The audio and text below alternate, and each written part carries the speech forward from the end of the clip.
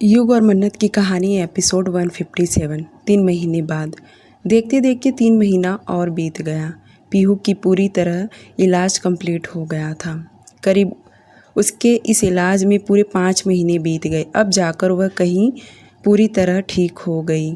पर डॉक्टर ने अभी भी उसे ज़्यादा स्ट्रेस लेने के लिए मना किया था। डॉक्टर ने यह भी कहा था कि उसे हर मंथ में 2 बार चेकअप कराने के लिए हॉस्पिटल आना पड़ेगा। पीहू मयंक को अच्छी तरह से पहचानने लगी थी और न चाहते हुए भी वह अपनी पुरानी बातें एक भी भूल नहीं पा रही थी। अब तो वह बहुत ज़्यादा सोचने लगी कि मयंक ने किस तरह बेइज्जती किया, उसे किस तरह धोखा दिया, बल्कि उस पर एक बार भी तरस नहीं आया। वह सिर्फ उसके साथ गेम खेल रहा था। प्यार तो कभी उसने उससे किया ही नहीं। ये सब याद आते ही पीहू और भी परेशान होने लगी और मयंक जितनी बार उसके करीब जाता, पीहू बार बार उसका हाथ झटक दे रही थी। इन 5 महीनों में मयंक की हालत बहुत ख़राब हो गया था। वह पीहू का भी ध्यान रखता था और अपने कंपनी का भी ध्यान, और साथ में घर का ध्यान रखना, सभी चीज़ों का। पर बेचारा अपना ध्यान नहीं रख पा रहा था क्योंकि गलती उसकी थी और वह अपनी गलती मान भी रहा था। पर अब वह सब कुछ ठीक करने के चक्कर में शायद खुद को ही भूल गया।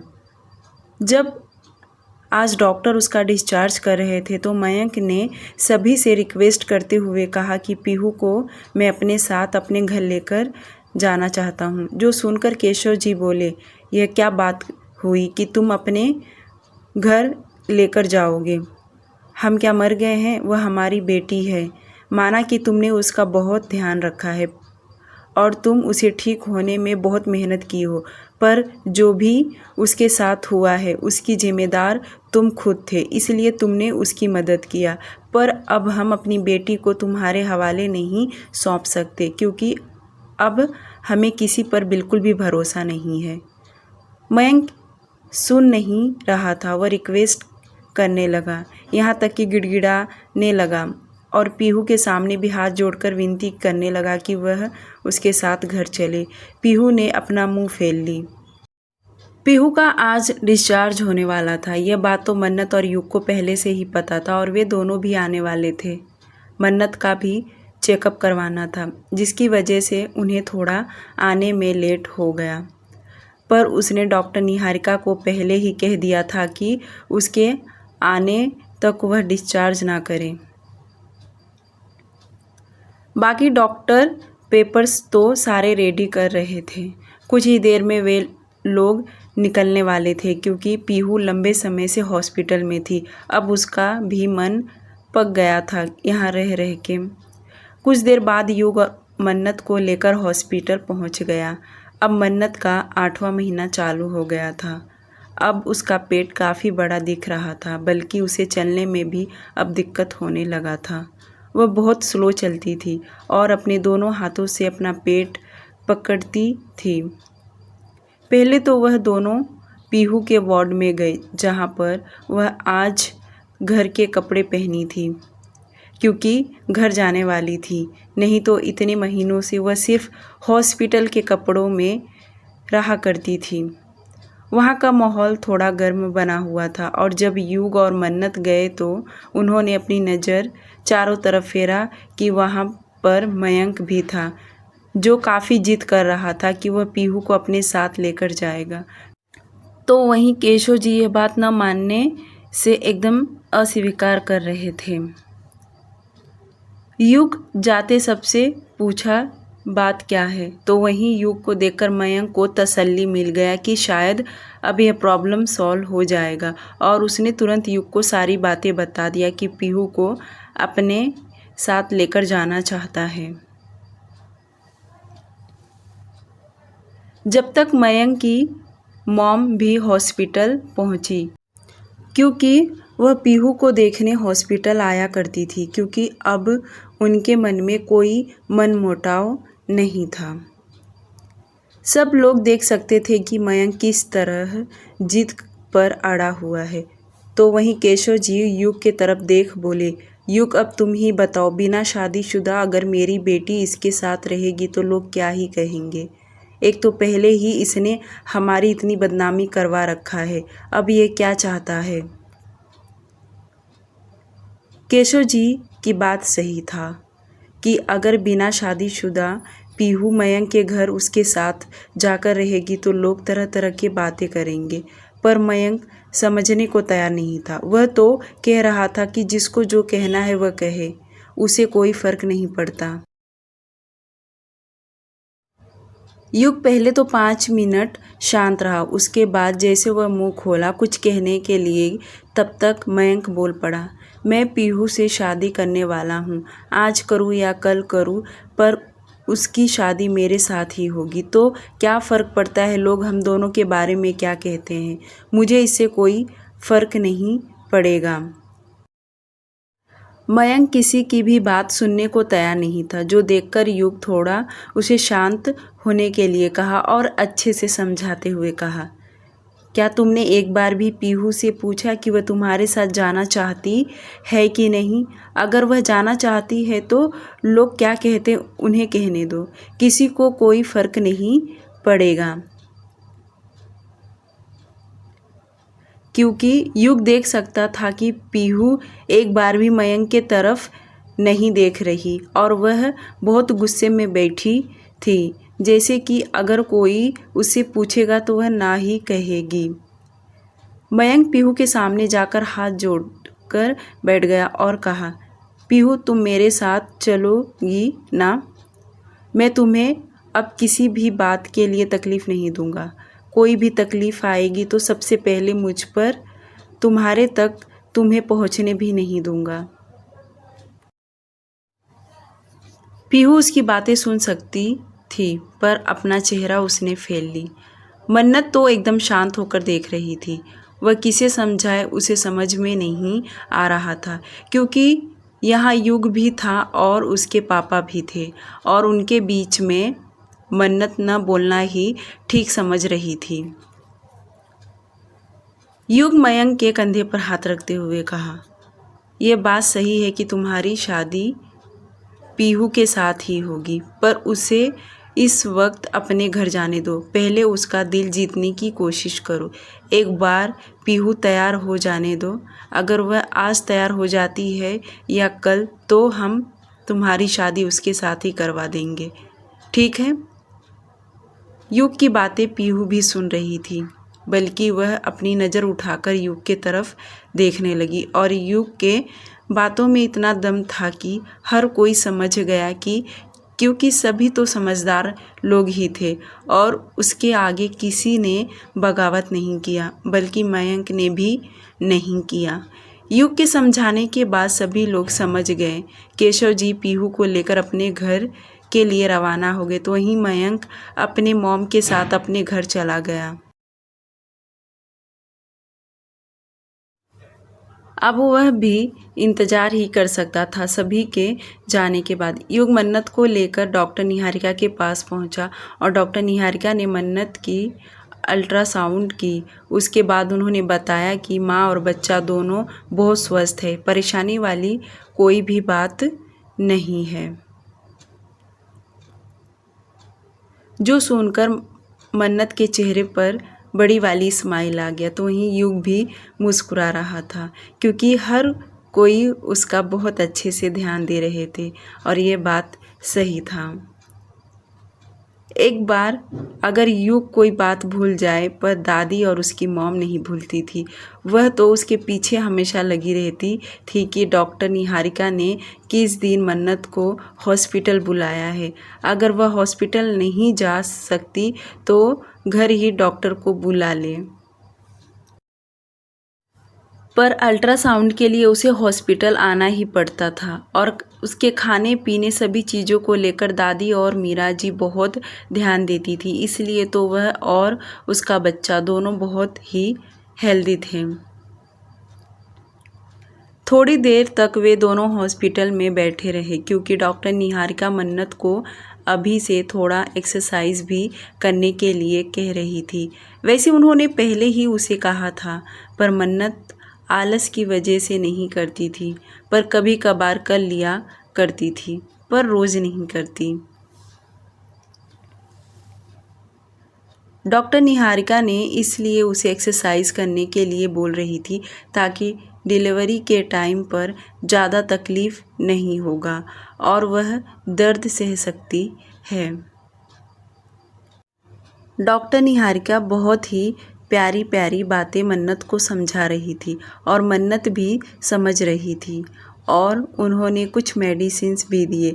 उसके बाद युग मन्नत को लेकर सीधे घर आ गया। उसे घर छोड़ने के बाद ही वह ऑफिस गया। वैसे तो आधा दिन तो ऐसे ही बीत गया।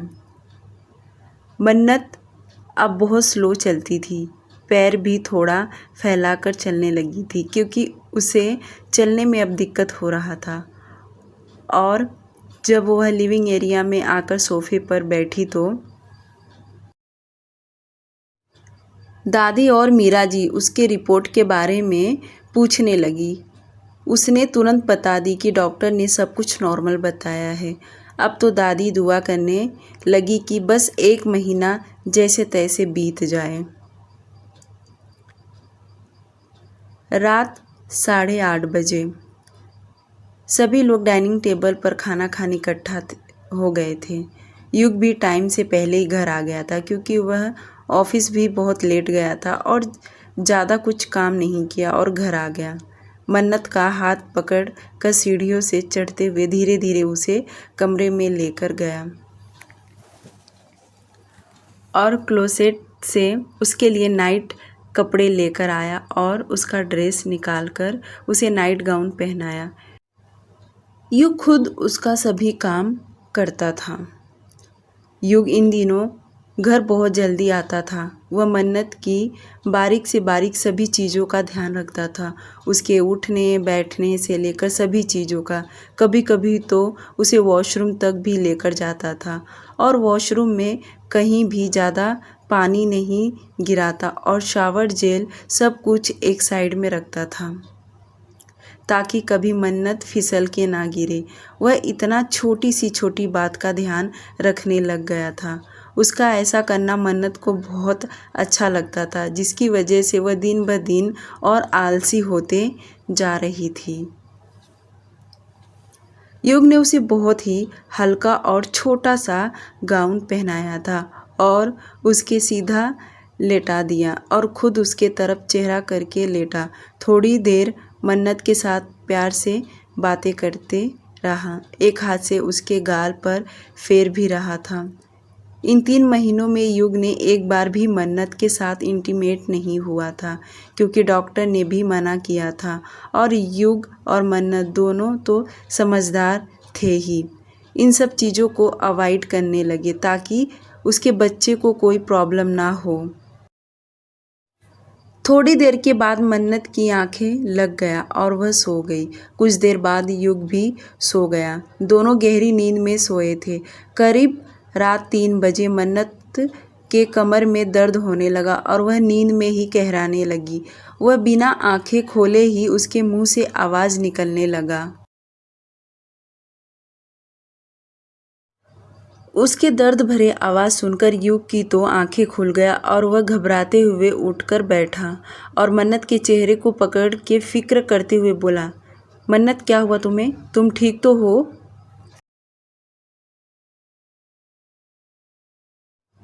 तब जाकर मन्नत अपनी आंखें खोली तो देखी युग है। वह रोने जैसी शक्ल बनाकर बोली, युग मेरे कमर में बहुत दर्द हो रहा है।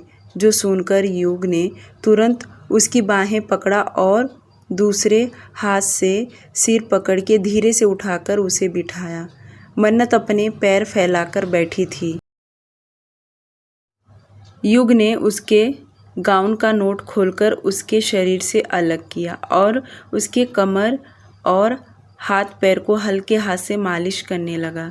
मन्नत के मुंह से हल्का हल्का दर्द निकल रहा था। करीब 20 मिनट तक युग ऐसे ही करता रहा, तब जाकर मन्नत को कहीं दर्द से मुक्ति मिला। गाउन उतारने की वजह से मन्नत का पेट बड़ा सा दिखकर आ रहा था और युग उस पर हाथ फेरते हुए मुस्कुराने लगा। युग को भी उसका दर्द देखकर दर्द होता था, पर वह क्या ही कर सकता। पर आजकल वह बहुत कच्ची नींद सोने लगा था। उसका पूरा का पूरा ध्यान मन्नत पर ही रहता था। वह इतनी फ़िक्र करने लगा था जब तक कि उसकी डिलीवरी ना हो जाए। उसे बहुत ही टेंशन आने लगा था। जब मन्नत को बेटर फील होने लगा तो तुरंत युग को देख बोली, युग तुम सो जाओ, मेरी वजह से तुम्हारी भी नींद खराब हो जाता है। तुम्हें तो ऑफिस भी जाना होता है, मेरा क्या, मैं तो दिन में सो जाऊंगी। युग ने वापस उसे सुलाया और इस बार उसे करवट बदलकर सुलाया और खुद भी उसके तरफ चेहरा करके पीठ को सहला रहा था। उसके सहलाने के वजह से मन्नत को नींद जल्दी आ गया। पर युग को नींद नहीं आ रहा था। वह एकटक मन्नत को ही देख रहा था और मन ही मन कहने लगा, पता है मुझे तुम बहुत दर्द झेल रही हो। ये 9 महीने कोई मामूली दिन नहीं है। तुम्हारे दर्द को अच्छे से देख सकता हूँ। मन्नत एकदम गहरी नींद में सो गई थी। वहीं युग अपने अंगूठे से उसके होठों पर रब कर रहा था और मुस्कुराए भी जा रहा था। उसे मन्नत पर बहुत प्यार आ रहा था और धीरे से बोला, थैंक यू मन्नत कि तुम मेरे बच्चे की माँ बन रही हो। मैं तुम्हें कभी तकलीफ़ में नहीं देख सकता, पर यह तकलीफ़ तुम्हें अकेले ही झेलना है जब तक कि हमारा बच्चा दुनिया में ना आ जाए। तब तक तुम्हें यह दर्द सहन करना ही पड़ेगा। करीब 15 मिनट तक युग ऐसे ही मन्नत को देखता रहा, बल्कि उसके पेट को भी छूकर देख रहा था और मुस्कुराते हुए खुद से कहा, हम दोनों के बीच में हमारा बच्चा भी सोया है। इतना बोलने के बाद युग दोनों को गुड नाइट बोलकर खुद सो गया। अगली सुबह कांदेवली। पीहू मेडिसिन्स लेने की वजह से पूरी रात गहरी नींद में सोई थी, पर जब वह सुबह सोकर उठी तो उसे अजीब सा लग रहा था, क्योंकि करीब 5 महीने तक वह हॉस्पिटल में रही और उसे वही की आदत बन चुका था। उसे बार बार मयंक की याद आ रही थी। पुरानी बातें तो उसे याद ही आ रहा था, अब नई बातें भी याद आने लगा कि मयंक हॉस्पिटल में सच में दिल से उसका ख्याल रख रहा था। और तो डॉक्टर, वहाँ की नर्स, हर कोई उसकी तारीफ़ कर रहा था कि यह लड़का कितना अच्छा है, बिना शादीशुदा के वह तुम्हारा कितना ख्याल कर रहा है। सोचो शादी हो गई तो कितना करेगा। उन्हें तो यह बात ही नहीं पता था कि आज उसी के वजह से वह हॉस्पिटल में है, पर जो लोगों ने वहाँ रहकर देखा तो सच में वे सभी मयंक की तारीफ़ ही कर रहे थे। पीहू ने भी अपनी आँखों से देखी थी कि मयंक उसके लिए क्या कुछ किया है। वह न चाहते हुए भी अपनी आँखों के सामने सब कुछ घूमता था। पीहू हॉल में बैठी यही सब सोच रही थी कि उसकी मम्मी ने उसके लिए नाश्ता लाकर दी कि 2 मिनट के बाद उसने घर का दरवाज़ा खटखटाने का आवाज़ आया और सीमा जी ने जाकर दरवाज़ा खोली तो दरवाजे के सामने मयंक हाथ में प्लास्टिक बैग लिए खड़ा था। उसे देख सीमा जी अंदर आने के लिए बोली। वह अंदर आते ही अपनी नज़रें चारों तरफ फेरा तो उसे पीहू सामने बैठी हुई दिखाई दी और जाकर उसके सामने बैठ गया। मयंक ने सीमा जी को प्लेट मांगा तो सीमा जी किचन में से प्लेट लाकर दी और उसने सभी के लिए नाश्ता लेकर आया था और प्लेट में निकाल कर लगाने लगा। सबसे पहले उसने पीहू के सामने रखा। पीहू अभी जो कुछ देर पहले मयंक के बारे में ही सोच रही थी, अब उसे अपनी आंखों के सामने देख राहत सा मिला। वह दिखाना तो नहीं चाहती थी कि उसके मन में कहीं न कहीं मयंक को देखकर एक सुकून मिलता था, और जैसे उसने उसके सामने ब्रेकफास्ट रखा तो वह चुपचाप खाने लगी। उसको इस तरह चुपचाप खाता देख मयंक को बहुत सुकून मिला। उसे लगा कि शायद वह नहीं खाएगी, पर वह उसका लाया हुआ नाश्ता खाने लगी। पीहू इसलिए खा रही थी क्योंकि वह सच में हमेशा से उसने अपने दिल से एक ही इंसान को चाहा है, और वह था मयंक। उसका प्यार एकदम पवित्र था। उसने उसके सिवाय कभी किसी को नहीं चाहा और ना ही चाहेगी। वह नाराज होना चाहती थी पर नहीं रह पाती थी। यह तो उसकी कमी था कि वह मयंक के बिना रह नहीं पाती, पर आज भी उसकी वही हाल था। पर कहते हैं ना, इंसान को एक बार चोट लग जाए तो वह शांत हो जाता है। तो वैसे ही पीहू शांत हो गई थी। जो पहले जैसा चहल पहल था वही उसका गायब हो गया था। उसके आसपास हमेशा शांति बना रहता। मयंक ने सोच लिया था कि वह दिन में ज़रूर एक बार पीहू से मिलने आया करेगा। इसी के ज़रिए वह उसे हासिल करेगा। और ब्रेकफास्ट करते वक्त बहुत बार वह पीहू के प्लेट में कुछ न कुछ रखे जा रहा था, जो कि पीहू एकटक उसे घूर घूर कर देखने लगी, पर उसका दिया हुआ हर एक चीज़ वह खा रही थी। वहीं दूसरी तरफ बजाज मेंशन काव्या ने मन्नत के लिए बहुत सारे ड्रेस लेकर आई थी, क्योंकि हर महीने में उसके ड्रेस उसे फिट आ रहे थे। कहीं उसके शोल्डर से टाइट पड़ता तो कहीं उसके पेट की जगह से साइज़ कम पड़ जाता। कुछ न कुछ ड्रेस में कमी निकल ही जाता, क्योंकि मन्नत की साइज़ बढ़ने लग गई थी।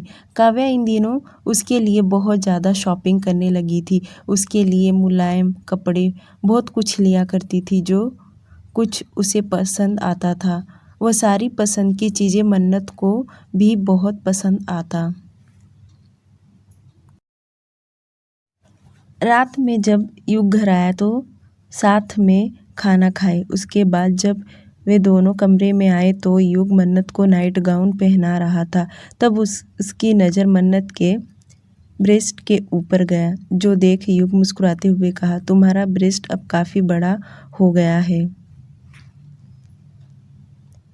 युग का इतना कहना कि मन्नत अपने ब्रेस्ट के तरफ देखी और बोली, हाँ, क्योंकि इसमें अब मेरे बच्चे के लिए दूध रेडी हो रहा है, ऐसा दादी कह रही थी।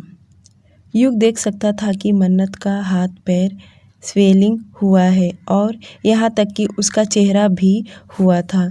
युग उसके हाथों को मसाज दे रहा था। मन्नत उदास होते हुए बोली, युग देख रहे हो कैसी मैं बुलडोज़र बन गई हूँ। मेरे सामने से हट जाओ वरना तुम्हें गिरा दूंगी। इतना बोल वह ज़ोर ज़ोर से हंस रही थी, बल्कि उसकी बातें सुनकर युग भी खुद को हंसने से रोक न सका। आजकल वह बहुत ज़्यादा फ़नी बातें करने लग गई थी। मन्नत को सोफ़े से उठा खड़ा किया और उसे पीछे से हग करते हुए कहा, जब से तुम प्रेग्नेंट हुई हो ना, तुम्हारी खूबसूरती और दुगनी बढ़ गया है। तुम इतनी खूबसूरत लग रही हो कि मुझे तो तुम ऐसे ही पसंद हो।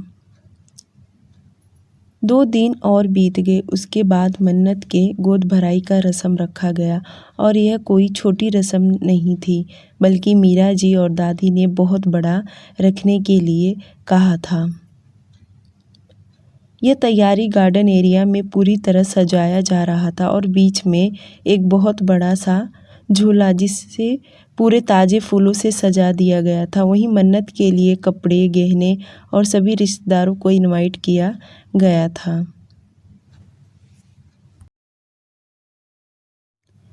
दो दिन पहले से ही बहुत सारी तैयारियां दादी और मीरा जी कर दी थी, और आज सब सुबह से रेडी हो रहे थे, क्योंकि दोपहर से ही गोद भराई का रस्म चालू होने वाला था।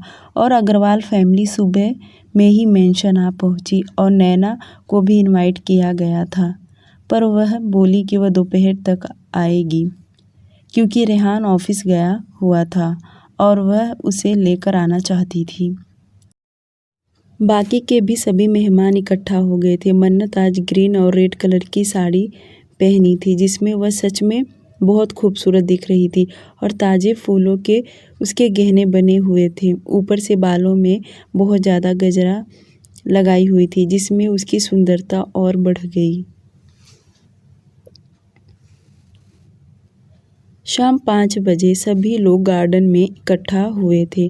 आज युग ऑफिस नहीं गया था और ना ही राहुल गया था। सभी घरवाले बहुत अच्छे से तैयार हुए थे। युग ने भी मन्नत से मिलता जुलता ही शेरवानी पहना था। सब लोग इतने अच्छे दिख रहे थे और कैमरा फ़ोटो शूट करने वाले एक नहीं बल्कि 4-5 आए हुए थे क्योंकि ये सब काव्या ने किया था। वह नहीं चाहती थी कि एक भी फ़ोटो मिस हो। सबसे पहले उन्होंने पूजा पाठ किया, उसके बाद मन्नत को एक जगह बिठाकर रखा और सभी लोग उसे गिफ्ट लाकर दे रहे थे। उनके घर में खुशियाँ आने वाली है जिसकी खुशी मनाया जा रहा था। उसके बाद मन्नत उस झूले पर बैठकर बहुत सारे फ़ोटो शूट की, बल्कि युग भी उसके साथ खड़ा था। तभी दोनों बैठते थे तो कभी युग उसे झूला झुलाता था। ऐसे न जाने कितने तरह तरह के फ़ोटो निकाले। जैसे इवेंट मैनेजर बताते जा रहा था वैसे भी दोनों फ़ोटो निकाल रहे थे। उसके बाद हर कोई मन्नत और युग के साथ खड़ा होकर फ़ोटो निकालने लगे और साथ ही साथ में वह हाथ में रिलेटिव स्टिकर भी लेकर खड़े हो रहे थे, जिससे पता चल रहा था कि वह उनके फैमिली मेम्बर में उनका क्या रिश्ता है। करीब शाम 6 बजे रेहान और नैना भी मेंशन पहुंचे। वे दोनों ने भी युग और मन्नत के साथ फ़ोटो निकाला। उन्होंने हाथ में मासी और मौसे का स्टिकर लिया हुआ था। उसके बाद सभी लोग खाना खाकर घर जा रहे थे। मन्नत और काव्या तो फ़ोटो निकालने में इतनी बिजी थी कि उन्हें किसी और से बातें करने का वक्त ही नहीं रहा। रात 10 बजे तक जाकर कहीं यह सब रस्म ख़त्म हुआ और सभी लोग विला के अंदर आए। सभी आज थक गए थे और दादी ने मन्नत को कहा कि वह ज़्यादा देर न जागे, जाकर आराम करे। कमरे में आते ही बेड पर बैठी तो युग ने उसकी साड़ी उतार बल्कि उसके पहने हुए सारी चीज़ें उतार कर साइड में रखा और जाकर मन्नत को कहीं अच्छा फील हुआ क्योंकि इतना सब कुछ पहनने की वजह से कुछ ज़्यादा ही थकावट महसूस होने लगा और वह बहुत जल्दी सो गई क्योंकि कहीं ना कहीं वह भी बहुत थक गई थी और युग भी उसके बगल में जाकर सो गया। डियर लिसनर, प्लीज़ स्टोरी को लाइक और चैनल को सब्सक्राइब करना ना भूलें।